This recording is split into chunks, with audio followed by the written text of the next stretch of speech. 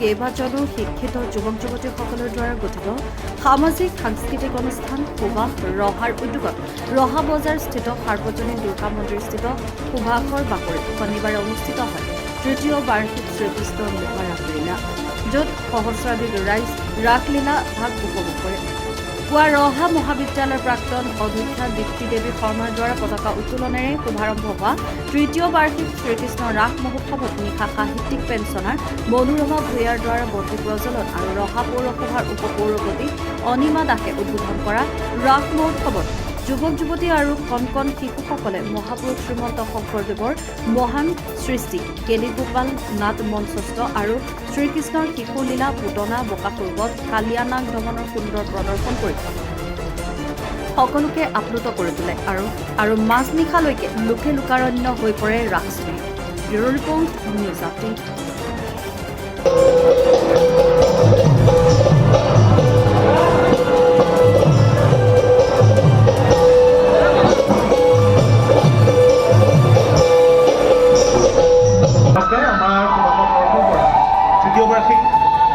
শ্ৰীকৃষ্ণ মহাৰাজ লীলা আমি আয়োজন কৰি আছোঁ।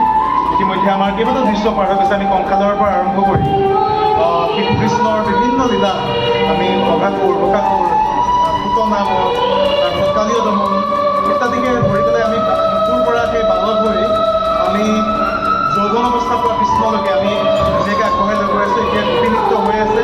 শ্ৰীকৃষ্ণৰ প্ৰৱেশ পথিত ইতিমধ্যে হৈ গ'ল, অলপ পিছতে শংকৰৰ প্ৰৱেশ হ'ব। এতিয়ালৈকে খুব সুন্দৰভাৱে আমাৰ ৰাসখন চলি গৈ আছে। আশা কৰিম যে যিকেইটা দৃশ্য বাকী আছে সেইসমূহ সুন্দৰভাৱে হয়। ৰাইজৰ সহযোগিতা এনেধৰণেই পাওঁ। আহোম ৰাইজৰ সহযোগিতা আমি লাভ কৰিছোঁ।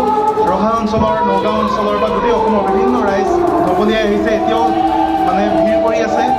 খুব ভাল লাগিছে এই সহযোগিতা আমাৰ সুভাষৰ কাৰণে আশীৰ্বাদ স্বৰূপ। আৰু আমি ৰহা অঞ্চলৰ বা নগাঁও অঞ্চলৰ প্ৰত্যেকজন ৰাইজৰ ওচৰত আমি সুভাষৰ পৰিয়ালৰ তৰফৰ পৰা আমাৰ কৃতজ্ঞতা সদায় আছে। আৰু আমাৰ ভৱিষ্যতৰ যি আমাৰ অনুষ্ঠানসমূহ হৈ যাব বা আমাৰ কাৰ্যক্ৰমণিকা হ'ব, প্ৰত্যেকটো অনুষ্ঠানত আপোনালোকৰ এই ধৰণে সহযোগিতা আমি বিচাৰিম। জয়তু সুভাষ, জয় শ্ৰী